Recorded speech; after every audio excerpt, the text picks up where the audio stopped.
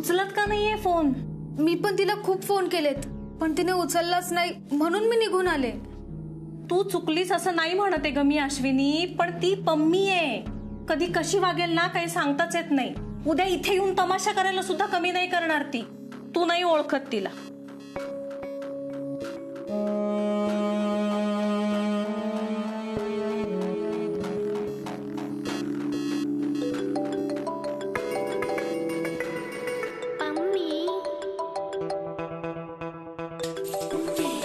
मी तुम्हालाच फोन करत होते. ऍक्च्युली अश्विनी तिथे आली होती, तुम्हाला फोन करत होती. तुम्ही फोन उचलला नाही म्हणून परत आली ती. अगं पम्मी ती किती शोधलं मी तुला, फोन केलेत. काय ग, तुला काहीच कळत नाही का? देवळात आली होतीस ना? हो पाया पडलीस? हो. सगळं ठरवलेलं ना पिसकटून टाकलंस तू. काय झालंय? शांत. देवळात गेल्यावर ना आजूबाजूला बघायचं असतं. आजूबाजूला कोण आहे नाहीये हे बघायचं असतं जरा.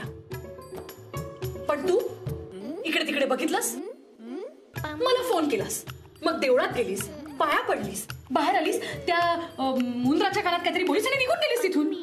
तू देवळात होतीस? मी नाही नाही, मी कुठे देवळात होती? झेंडू, मी देवळात नव्हती ना ग. नाही नाही. मी नव्हते देवळात. अगं पण डिअर, देवळात असंच होतं की नाही? देवळात कोण नाही कोण भेटतच, पण तुझं लक्षच नव्हतं. पण मला कोण भेटणार? आणि तसंही मी इथे कोणाला ओळखतच नाही. देवाला भेटायला जायचं. सगळं प्लॅनिंग फिसकटवलं. प्लॅनिंग? अगं अश्विनी, म्हणजे तू जर तिथे आली असती तर आपली भेट झाली असती. दीदींना काम सोडून इकडे यावंच लागलं नसतं ना, असं म्हणायचंय दीदींना. हो की नाही दीदी? Very nice, good. माझं खूप मोठं काम होतं, सगळं फिसकटलं तुझ्यामुळे. सॉरी पम्मी दीदी. अगं मी तुला खूप फोन केलेत पण नंतर काय करू कळलं नाही म्हणून निघून आले. सॉरी मॅडम, चूक झालीये तिच्याकडून. पण आता तुम्ही द्या ना ते फॅब्रिक. हे बघा, तुमचं अगदी परफेक्ट ब्लाऊज शिवून देईल. हो ना आशू? हो पम्मी दी, मस्त ब्लाऊज शिवून देते तुला, अगदी तुला हवा तसा. ओके. झेंडू, जा फॅब्रिकची पिशवी घेऊन ये. हो.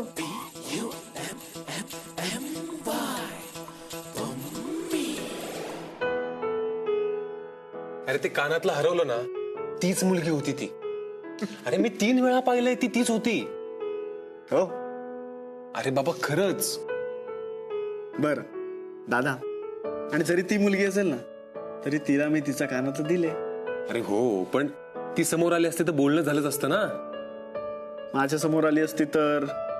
तुझ्या समोर आली असती तर काय?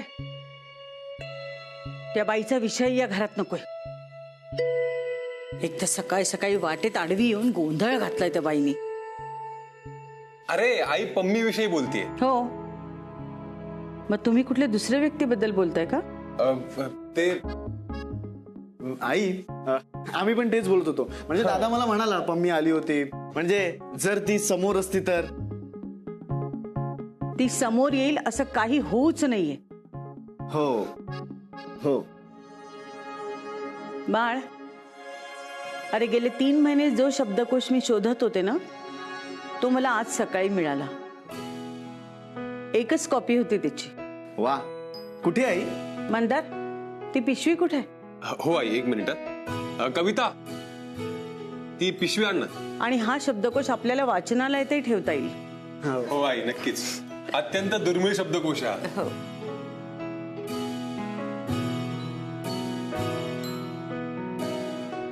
कविता, काय हे आणि कोणाचं आहे?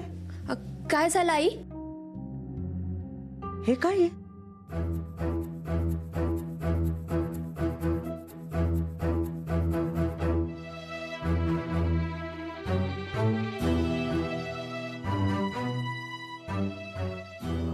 अगं झेंडू, काय आहे हे? कुठे आहे माझं फॅब्रिक? झेंडू, तुला विचारते मी, कुठे आहे फॅब्रिक? ह्यातच होतं. अगं होतं तर आत्ता कुठे आहे? ही बॅग तुझ्याकडेच होती की नाही? म्हणजे तुला माहिती असायला हवं. अगं तो फॅब्रिक फिलिपिन्सच्या गिरणीतून आणला होता. Very expensive fabric. आणि हे काय काय आहे हे? हे पुस्तक ना रद्दीत दिला 2 रुपये पण नाही येणार. पण माझं फॅब्रिक 50,000चं होतं, माहितीये का? कुठे?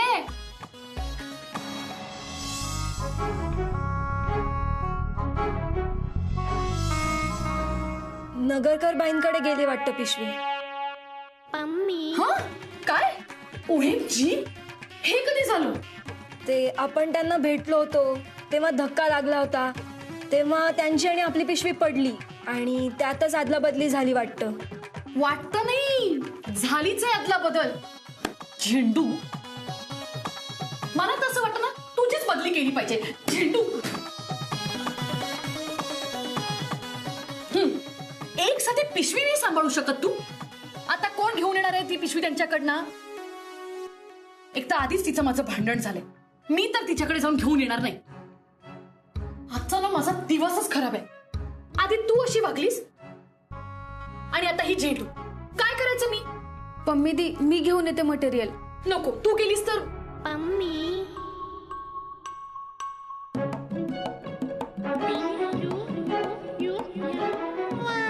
आशू, तू गेलीस तर खरंच खूप बरं होईल. जाशील का नगरकर बाईंकडे प्लीज? हो मग तू निघ लगेच. हो. हे घे, हे दे या त्यांना.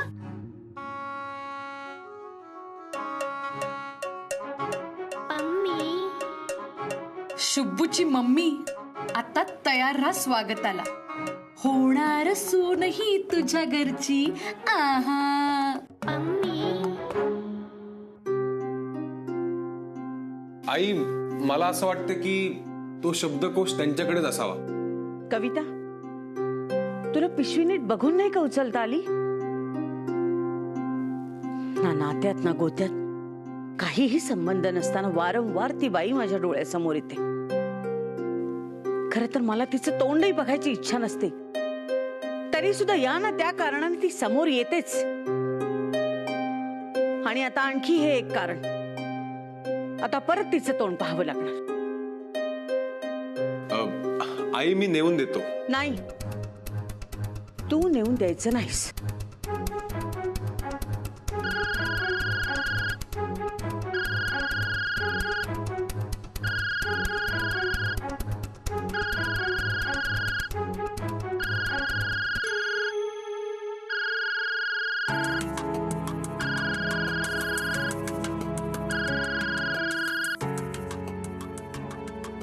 हॅलो. OMG शुब्बू, ए कुठे आहेस तू? घरी आहेस का? हो. ए शुब्बू, माझी ना पिशवी आली तुझ्याकडे. हो. शुब्बू, ती पिशवी नीट जपून ठेवा. हो, ती तुमची पिशवी. कोणाचा फोन आहे? दे माझ्याकडे.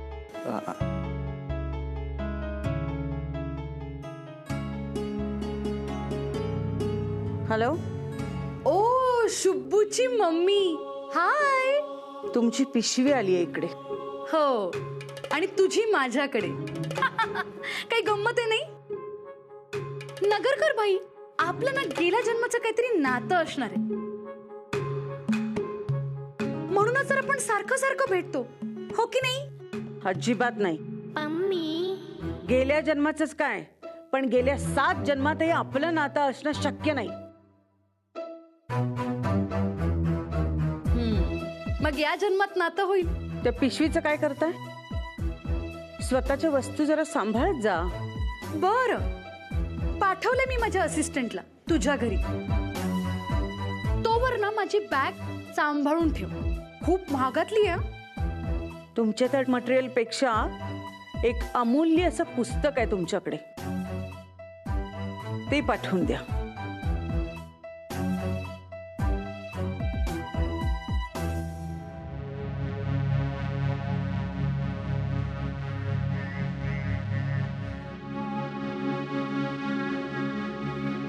आई काय म्हणाल्या त्या?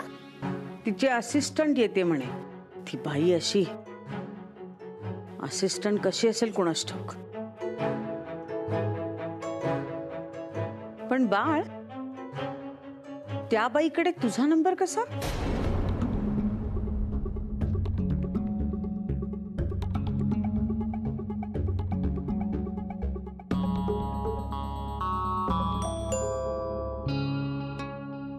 आई मी बघते कोण येते.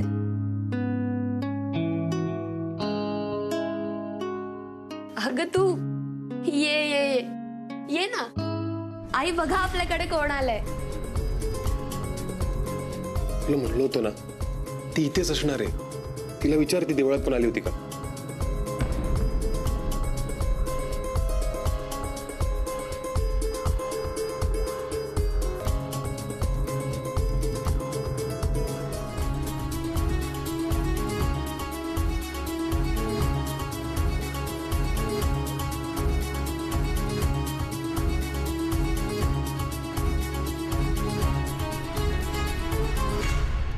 तू इथे?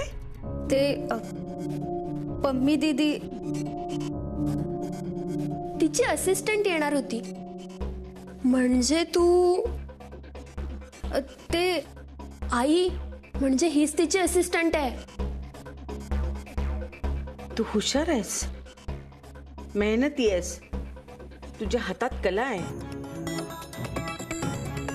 पण कुठे काम करावं आणि काय काम करावं हे जर कळलं असतं ना तर खूप बरं झालं असतं.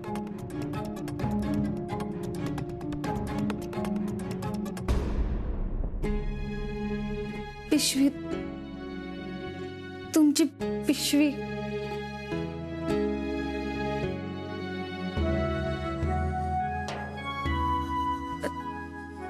ते कविता,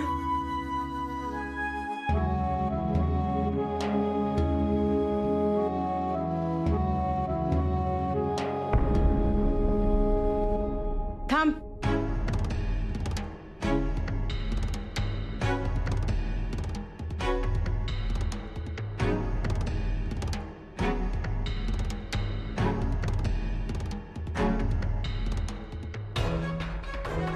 हे काय आहे?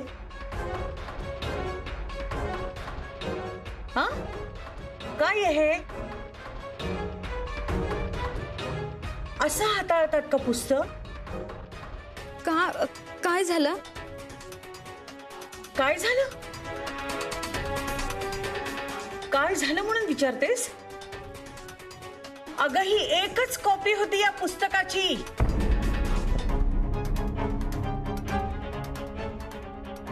तुझ्या त्या बाईला नाही कळत, ती अशिक्षितच आहे. पण तू तिच्या बरोबर असतेस ना? का तुलाही कळत नाही? नाही, मला नाही माहित. तुलाही नाही माहित पुस्तक कसं हाताळतात ते? अगं शिकलीस ना तू? का तूही तुझ्या त्या बाईंसारखी अडाणीच आहेस?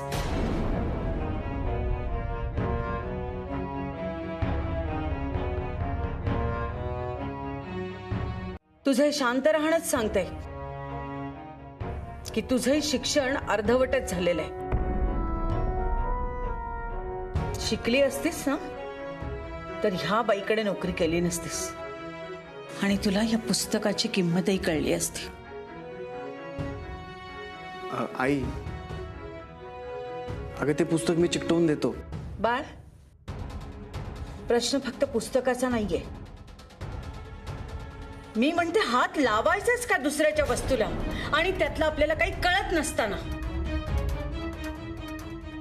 ते पिशवीतलं ड्रेस मटेरियल बघ, ते जसंच्या तसं आहे. त्याला काहीही झालेलं नाही. कारण आम्हाला कळतं दुसऱ्याची वस्तू जर आपल्याकडे आली असेल तर ती कशी सांभाळून ठेवायची.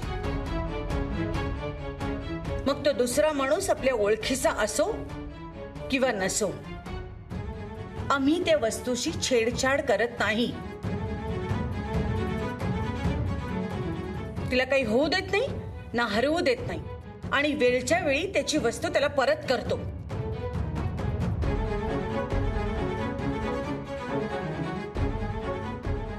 काही कळतंय का मी काय बोलते ते? तुला काय कळणार म्हणा. पहिल्या भेटीत तुझ्याबद्दल जो माझा समज झाला होता ना, तो खूप चुकीचा होता. तू सुद्धा त्या बाईसारखीच अडाणी अशिक्षित आहेस. नाही ते मी आई, अगं मला नाही वाटत की ह्यात ह्यांची काही चूक आहे. अरे तिने आदर्श चुकीचा ठेवलाय स्वतः समोर, आणि यापेक्षा मोठी चूक काय असणार आहे?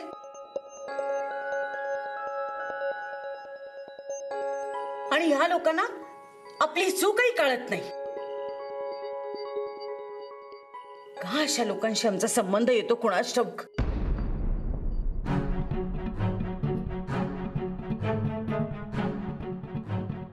आता तू जा इथून आणि परत आमच्या आयुष्यात येऊ नकोस.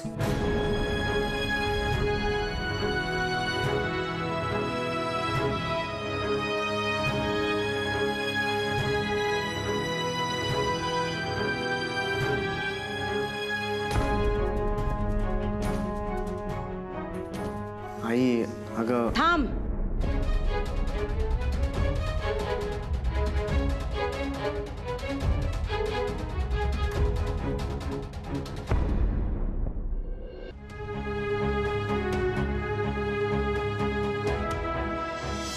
माझं खूप मोठं काम होतं, सगळं फिसकटलं तुझ्यामुळे.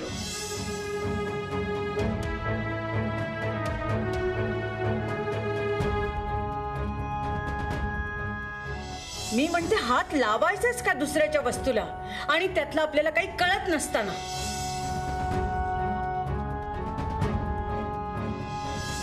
तुला काय कळणार म्हणा. पहिल्या भेटीत तुझ्याबद्दल जो माझा समज झाला होता ना, तो खूप चुकीचा होता. तिने आदर्श चुकीचा ठेवलाय स्वतः समोर, आणि यापेक्षा मोठी चूक काय असणार आहे?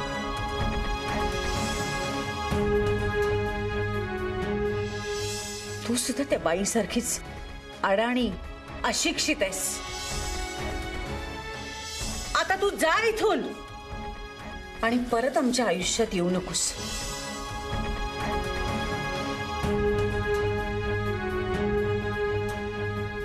माझं खूप मोठं काम होतं, सगळं फिसकटलं तुझ्यामुळे. मी म्हणते हात लावायचाच का दुसऱ्याच्या वस्तूला, आणि त्यातलं आपल्याला काही कळत नसताना. माझं खूप मोठं आता तू काम जा होतं, इथून. सगळं फिसकटलं तुझ्यामुळे.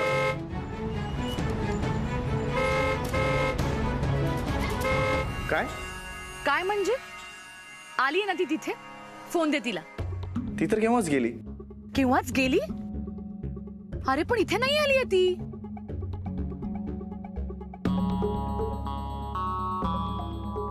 शुभू, अरे कुठे गेली असेल ती? शुभू, तिथे काही झालं नाहीये ना? अरे बोल ना. ए शुभू, तू काही बोलत का नाहीयेस? काही झालंय का? नाही, ती तिथे पण नाहीये, इथे पण नाहीये. तिच्या जीवाचं काही बरं वाईट तर झालं नसेल ना?